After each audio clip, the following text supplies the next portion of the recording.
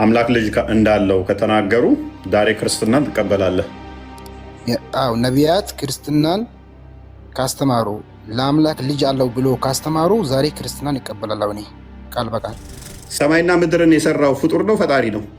ኖ ሊንገር እፎይ ቆይ አሁን እኮ አንተ ያልክ እንዳልከው ፕሊዝ ረድዋን ስለተፈጠረ እኔ ስላለውኝ እሱን ፈጣሪ ከዶሮ ጭንቅላት ከፍ ያለ ጭንቅላት ተሸክመህ ነው።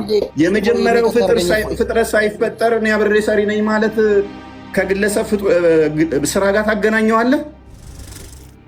ምድሪቱንና ሜዳውን ገና ሳይፈጠር የመጀመሪያውም ዓለም አፈር ሰማዮች በዘረጋ ጊዜ አብሬ ነበረው። ቀላያትን የፈጠረ ደመናትን የዘረጋ ምድርን የፈጠረ ያኔ ሲፈጥር አብሮ የነበረ የተወለደ አለ የለም? ረዷን የዛሬ ሬስ በጣም አሪፍ ሬስ ነው ሊበላችሁና የኔ ጥያቄ ምንድን ነው? አሁን እናንተ እንዳላችሁ ነቢያትም ለአምላክ ልጅ አለው ብሎ እንዳስተማሩ ነው የነገራችሁ ያለው ማለት ነው። እኔ ዛሬ አሁን 1200 ሰዎች አሉና አንድ ነቢያት ለአምላክ ልጅ አለው ብሎ ያስተማረ ነቢይ ካለ ዛሬ ክርስትናን እቀበላለሁ። ሙሴ ካስተማረ፣ አዳም ካስተማረ፣ የትኛው ነቢይ ለአምላክ ልጅ አለው ብሎ ካስተማረ ዛሬ ክርስትናን እቀበላለሁ። እኔ አምላክ ልጅ እንዳለው ከተናገሩ ዛሬ ክርስትናን ትቀበላለህ? አዎ ነቢያት ክርስትናን ካስተማሩ ለአምላክ ልጅ አለው ብሎ ካስተማሩ ዛሬ ክርስትናን እቀበላለሁ። እኔ ቃል በቃል ኦኬ። ስለዚህ የትኛውም ነቢይ አምላክ አባት እንደማይባል ነው የሚያምኑት ነው ያንተ አርጉመንታ? ረዷን የትኛውም ነቢይ አምላክ አባት አይባልም ብለው ነው ያስተማሩት ነው። ስለ አባት ሳይሆን አሁን ቃል በቃል እንዳወራኸው እኔ የሚያወራው ቃል በቃል ማረጃ አለኝ በማስረጃ ነው የሚያወራው ስላልክ የትኛው ነቢያት ለአምላክ ልጅ አለው ብሎ ካስተማረ ዛሬ ክርስትናን ይቀበላለሁ። መልካም ክርስቲያን ቀጥል። 8:26 ላይ ምሳሌ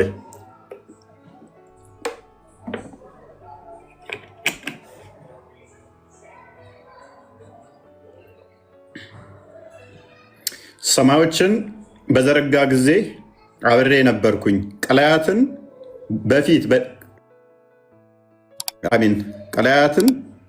ፊት ክበብን በደነገገ ጊዜ ደመናትንም ባዘጋጀ ጊዜ ቀላያትንም ምንጮች ባጸና ጊዜ ለባህርም ዳርቻን በወሰነ ጊዜ ውሃንም ከጥበብ በወሰነ ጊዜ ምድርንም በመሰረተ ጊዜ የዛን ጊዜ እኔ በእርሱ ዘንድ ዋና ሰራተኛ ነበረው። ዕለት ዕለት ደስ አሰኘው ነበረ፣ በፊቱም ሁል ጊዜ ደስ ይለኝ ነበረ። በደስታዬም በምድሩ ተድላይም በሰው ልጆች ነበረ። አሁንም ልጆች ሆይ ስሙኝ እያለ ይቀጥላል ማለት ነው። ይሄ ማነው እያወራ ያለው? መለስ አድርገው ተወለድኩ የሚለው ላይ ኦኬ 25 ላይ 25 ጀምረ ቀጥላ አንብበዋል። ተራሮች ገና ሳይመሰረቱ ከጥንት ከዘላለም ጀምሮ 24 እሺ ቀላያት ገና ሳይኖሩ እኔ ተወለደው፣ የውሃ ምንጮች ገና ሳይፈልቁ ተራሮች ገና ሳይመሰረቱ ኮረብቶች ገና በፊት እኔ ተወለደው እፋርገው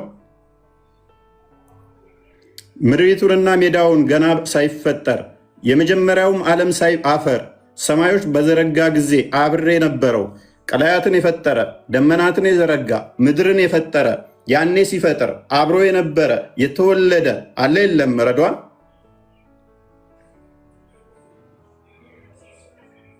እፎይ አልሰማም?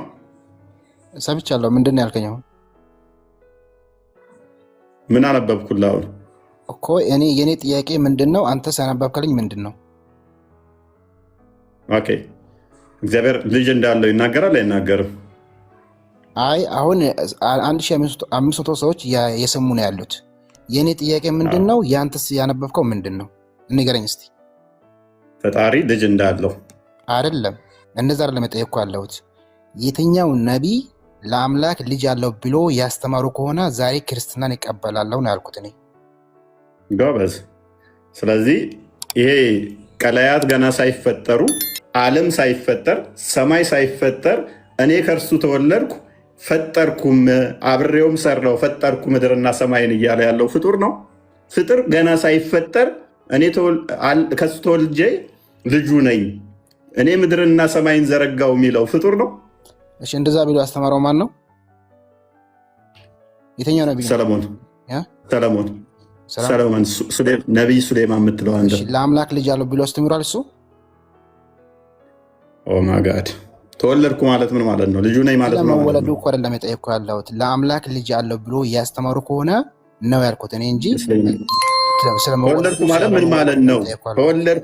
እኔ ተወለድኩ ማለት ምን ማለት ነው? እኔ ስለ አልጠየኩኝም። ይኸው እየነገርኩ እኮ ነው እንዴ። እኔ ለአምላክ ልጅ አለው ብሎ ያስተማረ ነቢይ ካለ ነው ያልኩት እንጂ ስለመወለዱ ስለ ጅንጃኬ አይደለም የኔ ጥያቄ። ቆይ አትሂድ ክርስቲያን፣ አትሂድ ቆይ ሁሉንም እናሳያለን። የአባቱንም እንሰጣለን። የዳዊትን ቆይ አትሂድ ክርስቲያን፣ ከፍ አድርገው። ተወለድኩ የሚለው ፓርት ላይ አድርግልኝ፣ ከፍ አድርገው አንብበው እስቲ። ቀላያት ገና ሳይኖሩ እኔ ተወለድኩ ማለት ምን ማለት ነው?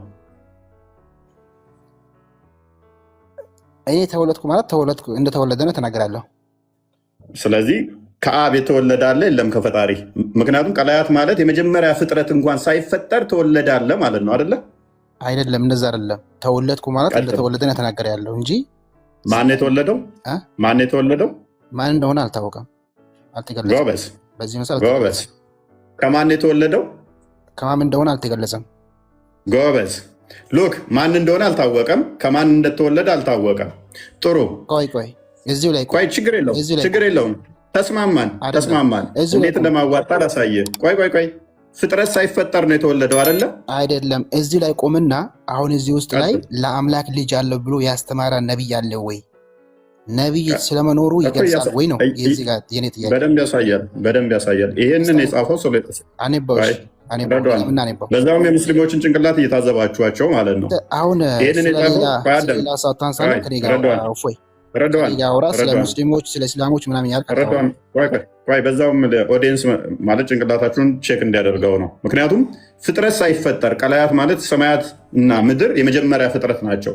ዘፍጥረት ምዕራፍ 1 ላይ በመጀመሪያ እግዚአብሔር ሰማይና ምድርን ፈጠረ ይላል። በመጀመሪያ ሰማይና ምድር እንኳን ሳይፈጠር እኔ ተወልጃለሁ ካለ አንድ አካል፣ ስለዚህ ከፍጥረት በመጀመሪያ ከፈጣሪ የተወለደ አለ። ኦኬ፣ እንዴት እናውቃለን? እናብራራው። ተራሮች ገና ሳይፈጠሩ ተራሮችም ሳይመሰረቱ ማለት ነው። ከኮረብቶች በፊት ተወለደው ምድሪቱንና ሜዳዋን አረቡ ሚታል ምድሪቱንና ሜዳዋን ገና ሳይፈጠር ምድሪትና ሜዳ ገና ሳይፈጠር የመጀመሪያውንም ዓለም አፈር ሰማዮችን በዘረጋ ጊዜ ሰማዮች ሲፈጠሩ ምድር ሲሰራ እኔ ነበርኩ። በቀላያት ፊት ክበብን በደነገገ ጊዜ ቀላያትን የደነገገው ማን ነው? ምድርን የፈጠረ ማን ነው? እኔ ያኔ ነበርኩ። ደመናትን በላይ ባዘጋጀ ጊዜ የቀላይን ምንጮች ባጸና ጊዜ ለባህርም ዳርቻን በወሰነ ጊዜ ውሃ ከትእዛዝ እንዳያልፍ የምድርን መሰረት በመሰረተ ጊዜ ይህን ያደረገው ፍጡር ነው ወይንስ ፈጣሪ ነው? ረድዋን ሰማይን የዘረጋ ምድርን የፈጠረ ደመናትን ያጸና ፈጣሪ ነው ፍጡር ነው? ፈጣሪ ነው።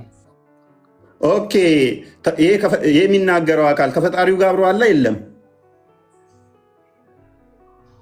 ማለት አለው እያለ ነው አይደለ? አብሬ ነበርኩ እያለ ነው አይደል? ተወልጄ አለው እያለ ነው። አንድ አካል እንደፈጠረ ነው የሚናገረው። ፈጠረው ነው የሚለው ተወልጄ አለው ነው የሚለው እንዴ?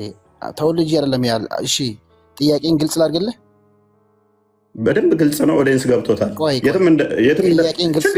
ችግር የለውም። ገብቶኛል። ችግር የለውም። ፈጣሪ ወለደ የሚል ነው አይደለ? ችግር የለውም። የትም የምትሄድም ችግር የለውም። ገብቶኛል። በደንብ ገብቶኛል። ገብቶሃል። መልሱም የትም አታመልጥም። የዛን ጊዜ እኔ በእርሱ ዘንድ አዳምጥ። እኔ በእርሱ ዘንድ የዛን ጊዜ መቼ? ሰማይ ሲፈጠር ምድር ሲዘረጋ በዛን ጊዜ የዛን ጊዜ እኔ በእርሱ ዘንድ ዋና ሰራተኛ ነበርኩ። ምን ነበርኩኝ? ፈጣሪ ነበርኩኝ። ዕለት ዕለት ደስ አሰኘው ነበር። ከእርሱ የተወለደው ማለት ነው። ዳዊት 110 ቁጥር 1-4 ክፈትልኝ ክርስቲያን። ተጨማሪ ልስጥ። ችግር የለውም። ኦዲየንስ በደንብ ገብቶታል። ጥያቄ አልገባህም? በደንብ ገብቶኛል። ምንድን ነው ያልኩህ? እኔ በደንብ ገብቶኛል። አንብብ፣ እችን አንብብ። ምንድን ነው ያልኩህ? እኔ አምላክ ልጅ አለው ብለው የሰበኩ ነቢያቶች ኖ እንደዛ አለሁት። ሪካርዱን እናሰማለን፣ ችግር የለውም። እግዚአብሔር ልጅ ማደረኩት ነው። አራቡ ጣልቃ ትግባ። አንብብ ይሄንን። ሪካርዱን እኮ እኔ የሚያደረኩ ነው። ሪካርዱን መመለስ እንችላለን፣ ችግር የለውም።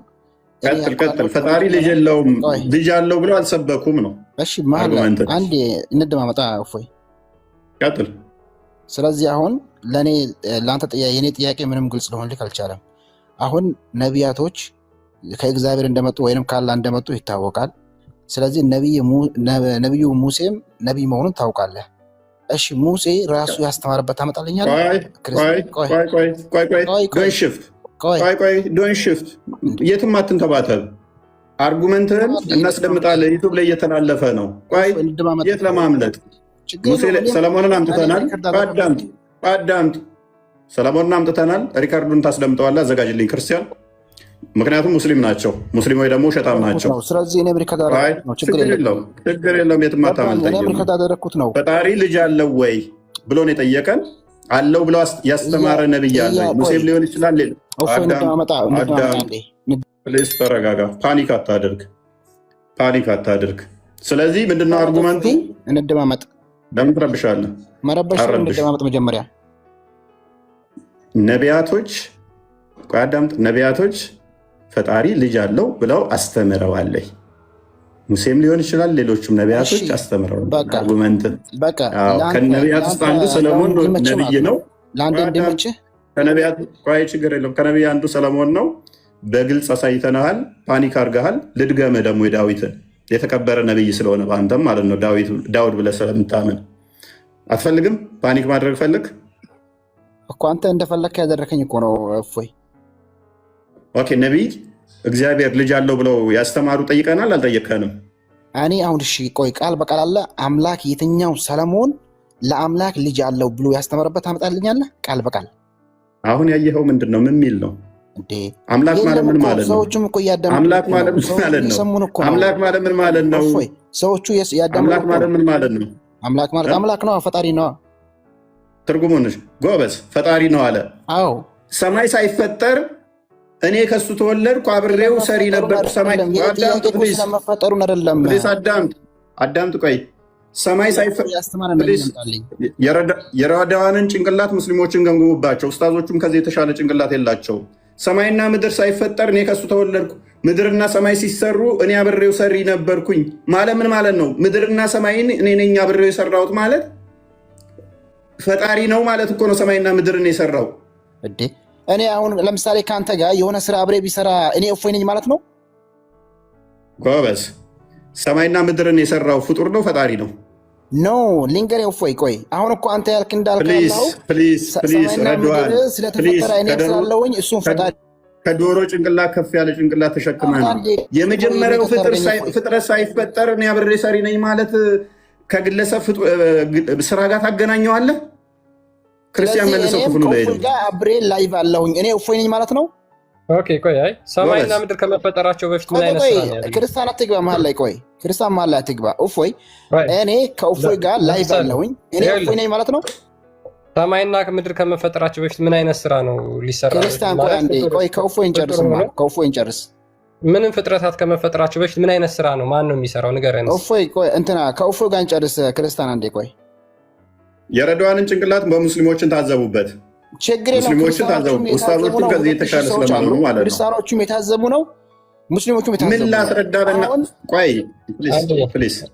ፕሊዝ። እኔ አይነው ዲሜን ማኒፌስት እያደረገብህ ነው። አጋንንት ነው የሚጫወትብህ አይነው። ምክንያቱም ይሄ አስተምሮ ራሱ ልጅ የለው የሚለውን አጋንንት ስለሰበኳችሁ ማለት ነው። ምስክርነቱ ሱረቱ ጂን ላይ አጋንንቶች ስለሆነ ከቁጥር 1 እስከ 3 ያለው ማለት ነው። ገና ሰማይና ምድር ሳይዘረጉ እኔ አብሬ ዘሪ ነበርኩ። ሰማይና ምድርን እኔ ነኝ አብሬው የሰራሁት ማለት ከፍጥረት ጋር እንዴት ነው የማታገኘው? ገና ሳይፈጠሩ እኔ ተወልጄ ነበር እያለ እኔ ክርስቲያኖች ፈጣሪና መስለኝ ልጁ ማን ነው? ልጁ ማን ነው? ወልድ ማን ነው?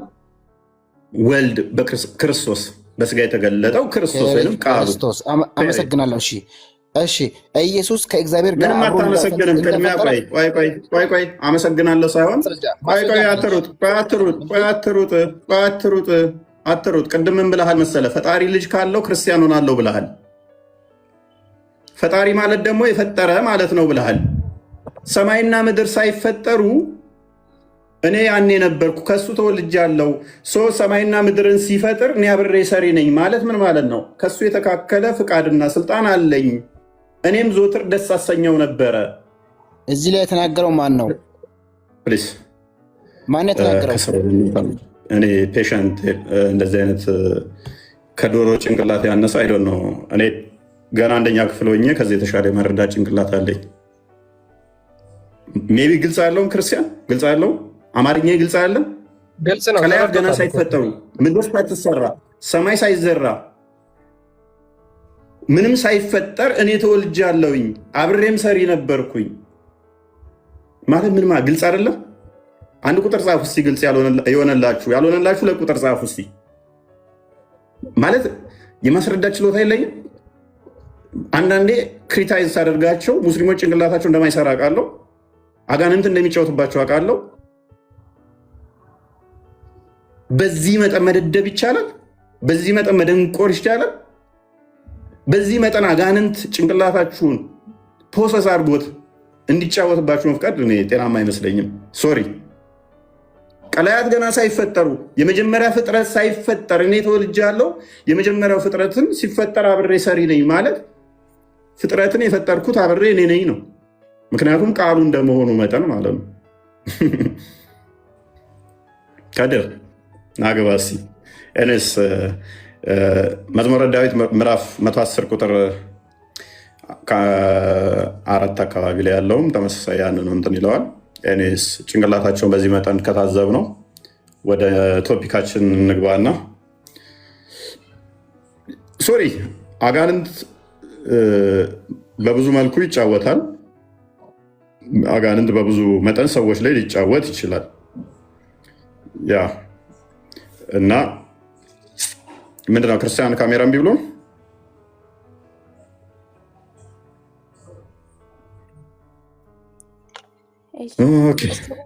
ጥያቄ ነበረ ልጠይቅህ።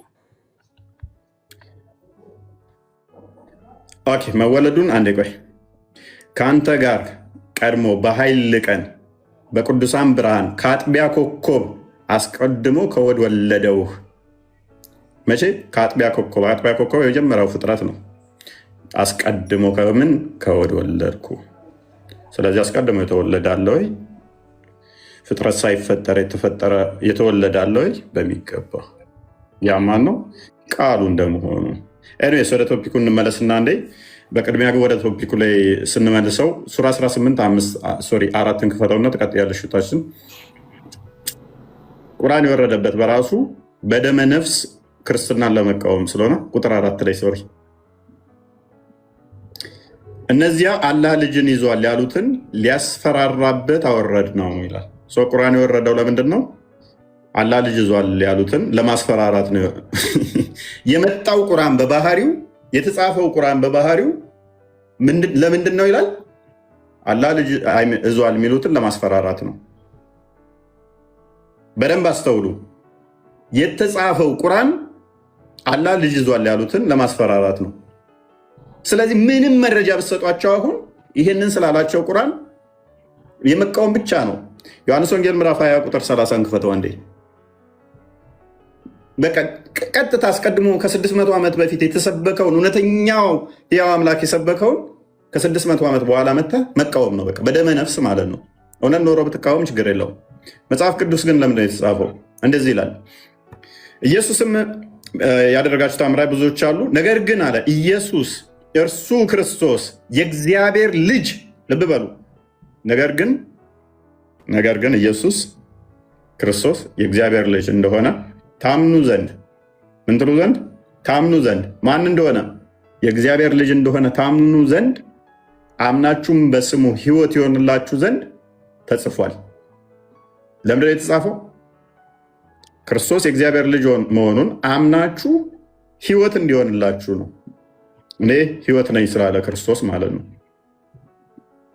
መጽሐፍ ቅዱስ የተጻፈው ለምንድን ነው? መጽሐፍ ቅዱስ ለምንድን ነው የተጻፈው?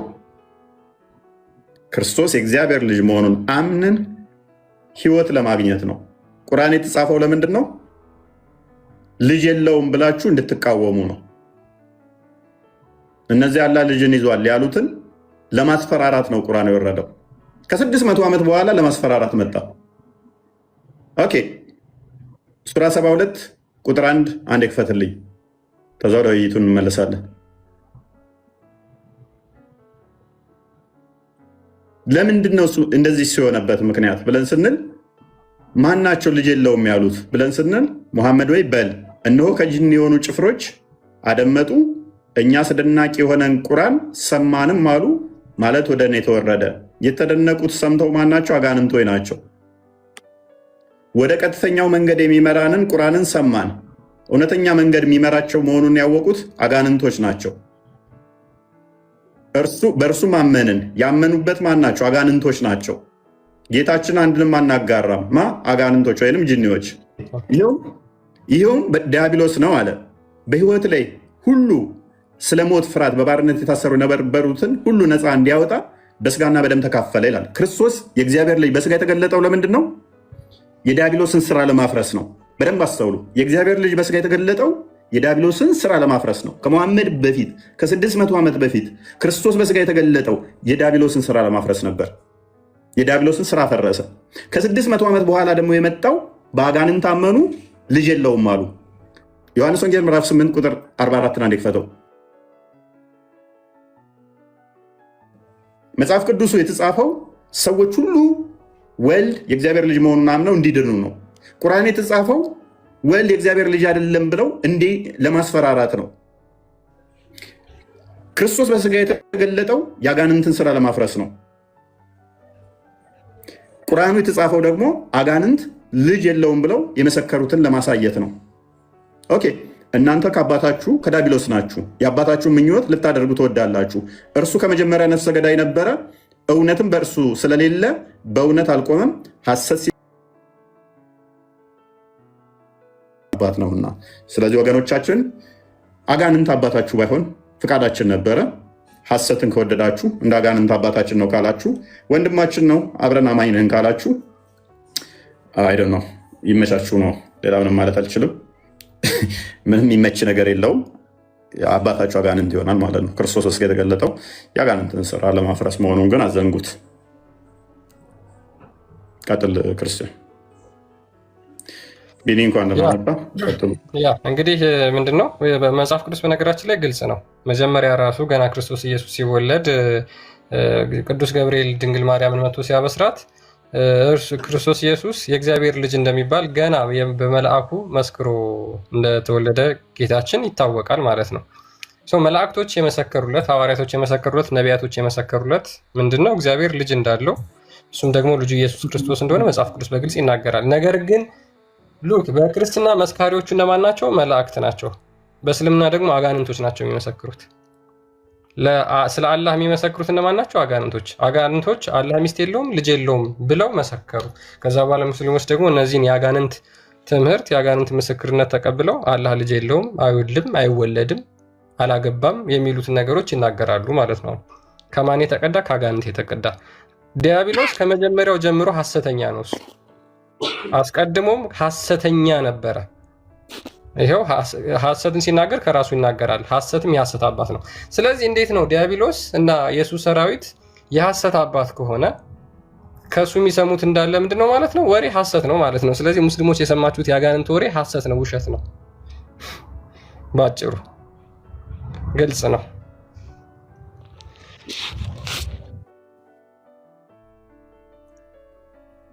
አይሰማም? ቀጥል ቀጥል። ትሰማለህ? ውሸት ነው እያልክ ነበር ቀደም። ውሸት ነው እና ኢየሱስ አሁን ምድርና ሰማይ ሳይፈጠር ምንም ሳይፈጠር በፊት ከአብ ተወልዷል። በሚገባ ያኔ ነው የተወለደው ማለት ነው። ከምድርና ሰማይ ሳይፈጠር ዘመን አይቆጠርለትም። ያኔ ዛሬ የሚባል የለም። ግን ሰማይ ሳይወለድ የተወለደው ከዛ በፊት እንደሌለ ያሳያል እኮ። ሲወለድ የተወለደ ከጊዜ በኋላ የመጣ ነው የነበረ ሳይሆን ከጊዜ በኋላ የተገኘ ነገር እኮ ነው እያልከን አለ። ጊዜ ራሱ መቼ ነው? ፍጥረት እኮ ነው። ጊዜ ራሱ በሱ ነው የተፈጠረው። ከጊዜ በፊት ጊዜ አይቆጠርም። ጊዜ ራሱ የተፈጠረ ሰማይና ምድር ሲፈጠር ነው ጊዜ የሚፈጠረው አለ ወንድማችን። ጊዜ ከመጀመሪያው ጊዜ ይኖራል እንዴ? ጊዜ ማለት ምን ማለት ነው? ቀንም ቁጠር እስኪ። ቀን እንዴት ነው የምቆጥረው? ጊዜ ማለት ጊዜ ፍጥረት ሳይኖር ቀን እኮ የለም። ምን አገናኘው? አይ ፍጥረት ሳይኖር ወለዱ በፊት የለም። ከአብ ከመወለዱ በፊት የለም። ኦኬ ከአብ ከመወለዱ በፊት የለም ከሆነ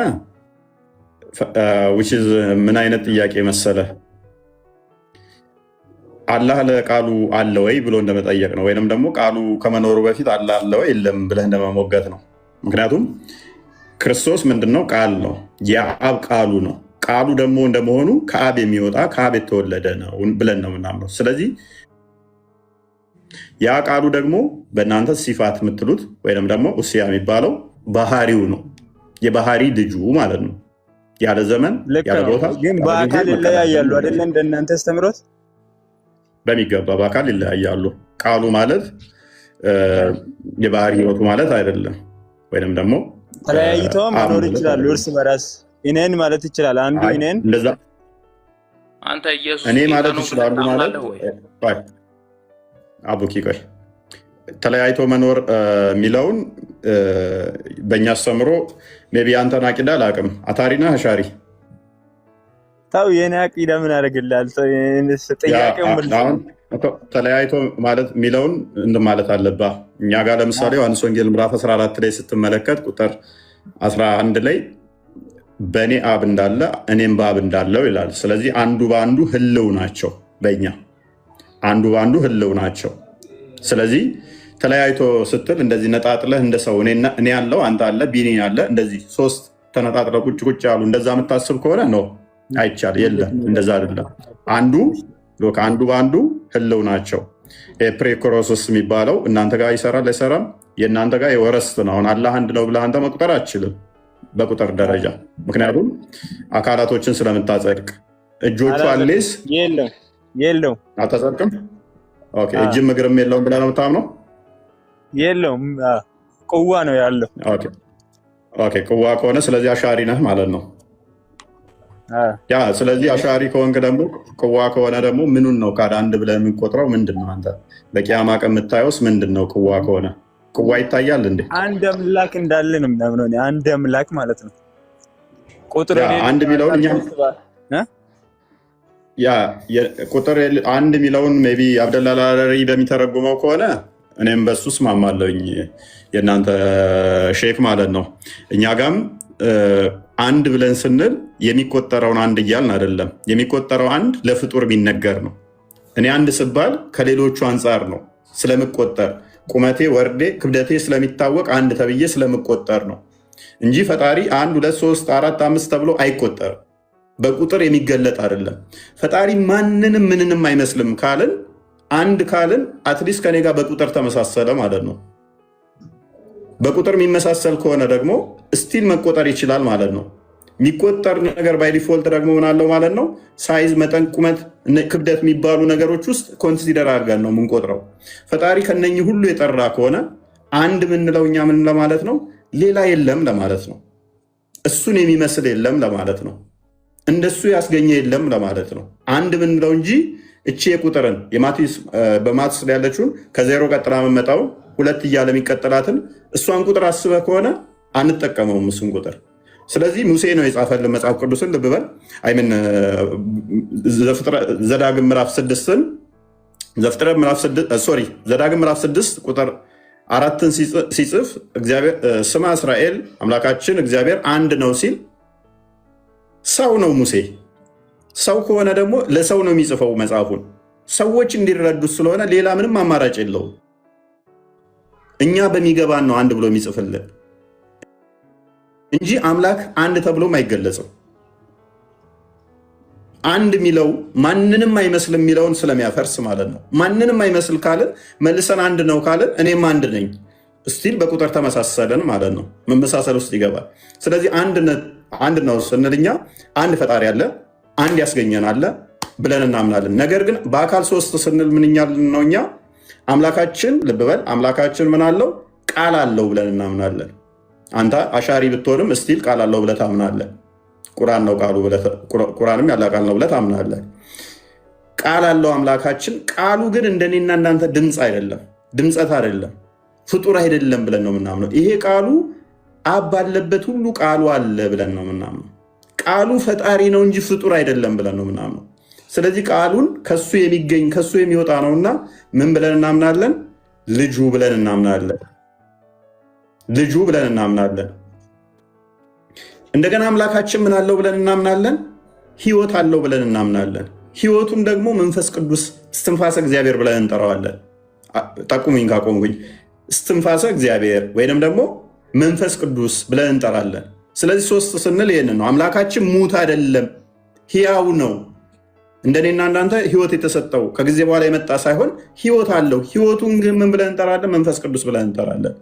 እናንተ ሩል ቅዱስ የምትሉት አሁን ፍጡር ነው ብለህ ብትልም አንድም ቦታ ቁርአን ላይ ሩል ቅዱስ ፍጡር ነው የሚል የለም። ጅብሪል ነው ብትልም አንድ ጥቅስ በቁርአንም በሐዲስም ሩል ቅዱስ ጅብሪል ነው የሚል የለም።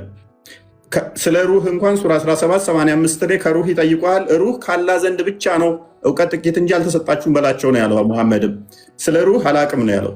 ስለዚህ ሩሁን እኛ ወይም ደግሞ መንፈስ ቅዱስን ምን ብለን ነው የምናምነው? የእግዚአብሔር እስትንፋስ እግዚአብሔር ብለን እናምናለን። የእግዚአብሔር እስትንፋስ ወይም ደግሞ ህይወቱ የባህሪ ህይወቱ ፍጡር አይደለም አካላዊ ነው ብለን ይህንን ነው ሶስት ብለን ስንጠራ አይደለም ምናምነው። መንፈሱ አሁን ለምሳሌ ከአምላክ የሚወጣ መንፈስ አካላዊ ነው አንልም። አካላዊ ነው ማለት 3% እያረከከ ነው። አንተ 3% ደግሞ ኦልሬዲ ቢጣሉ ምን ይፈጠራል? ማን ነው ከነሱስ የሚመለከው? አሁን ኢየሱስን ካመለከው አበይናደድም ከድር እሱ አሁን የእናንተ ነዋ። አሁን ሱራ 17 111 ላይ እና ሱራ 2 116 ላይ ሱራ 23 91 ላይ ያለውን አመጣ ማለት ነው። ሌላ አምላክ እሱ ዘንድ ካለ አላህ ከሌሎቹ ጋር ይጣላና አንዱ ሲፈጥር አንዱ ያጠፋል የሚለውን አመጣ። እኛ ጋር ምን እናምናለን መሰለ? ቀደም ምን ብያለሁ? አንዱ በአንዱ ህልው ናቸው። ዮሐንስ ወንጌል ምዕራፍ 17 ቁጥር 10 ላይ ዮሐንስ ወንጌል ምዕራፍ 16 ቁጥር 15 ላይ ሜቢ ክፈት እናሳየው። አንዱ ያለውን አንዱ አለው which is አንዲት ፍቃድ፣ አንዲት ስልጣን፣ አንዲት አገዛዝ፣ አንዲት መለኮት ነው ያለችው። አንዲት ፍቃድ ካለች ተቃራኒ ሊሆኑ አይችሉም። ፍቃዳቸው አንድ ነች። አንተ ከራስህ ቃልህ ከህይወት ጋር ይጣላል እንዴ? አንተ ራስህ እንኳን ቃልህና ህይወት ይጋጫሉ እንዴ? ቃሉ የአብ ቃሉ ወልድ ነው እያልኩ እኮ ነው። የባህሪ ቃሉ ወልድ ነው። መንፈስ ቅዱስ ብለን የምንጠራው የባህሪ ህይወቱ ነው እያልኩ እኮ ነው። እነኛ እንደማምረህ ነው። አንተ ደማምረህ እንደ ሰውኛ የግድ ገጣጥመሃቸው ስለምታመጣ ነው አንድ ብለህ የምቆጥረው። እኛ ግን ቃሉ እኔ ማለት የሚችል መፍጠር የሚችል ነው። ፐርሰን ነው። ህይወቱ የባህሪ ህይወቱ እኔ ማለት የሚችል ነው፣ መፍጠር የሚችል ነው እያልን ነው። እናንተ ጋር ግን ስታመጣው ይሄ አይታወቅም። በተለይም አሻሪ እንደመሆነ በቂያማ ቀን ታየዋለህ። የምታየው ነገር ህይወት አለ የለውም? የት አለ ያለው የሚል ቁርአን ላይ ያለ ታያላችሁ የሚል የለም። በቂያማ ቀን አታየው? በቂያማ ቀን አታየውም? አለ ታየዋለህ። ቁርአን ላይም አለ። መቼም አይታይም። አይኖች ሁሉ ወደ በቂያማ ቀን አታየው? አይታይም። መቼም በባህሪው አይታይም። ታስይዛለህ? ኦኬ። እንዴት ነው የሚታየው ታዲያ? በቃ ቁዋው ነው የሚታየው። በቃ አስተዳደሩ ቁዋው በሱ ስር ቁጥጥር ነው እንጂ ያለ ነው በአካል ቦይ ደግሞ በቦዲ ነገር አይታይም መቼም። የሚታይ ነገር ሁሉ ግን ታውቃለህ አይደለ? ሙላት አይን የሚያካብበው ከሆነ እሱ ምን ይሆናል? ቦዲ ነው ማለት ነው። ኦኬ። ነገር ግን ነብይህ ደግሞ ጨረቃን ልክ እንደምታዩት አላህን ታያላችሁ ብሏል። በቁርአን ላይ እንደዛ የሚል አምጣ። ሐዲሱን አትቀበልም? በቁርአን አምጣ። አልቀበልም ሳይሆን በቁርአን ካልሆነ አትቀበልም? ቁርአን ነው ዋና መመሪያ ማለት ነው። ቁርአን ነው። ኦኬ እሺ። ቁርአን አንዴ ቼክ ላ ሱራ 80 ስንት ነው? ቼክ አድርግልኝ ክርስቲያን።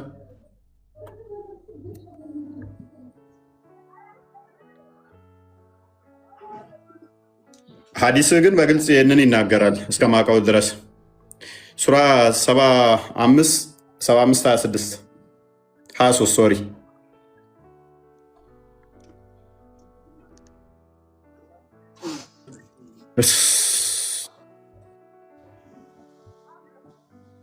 ምን ይላል ይሄ ክፍል? ስለመታየቱ የሚያወራ ነው እንዴ? ምን ለላም ወደ ጌታቸው ተመልካቾች ናቸው ይላል። ፊቶች ሁሉ በዚያ ቀን አብሬዎች ናቸው። ሐዲሱ ይህንን ነው ያብራራው። ፊቶች ሁሉ በዛን ቀን ምን ይሆናሉ? ያበራሉ፣ ወደ ጌታቸውም ይመለከታሉ። ወደ ጌታቸውም ይመለከታሉ።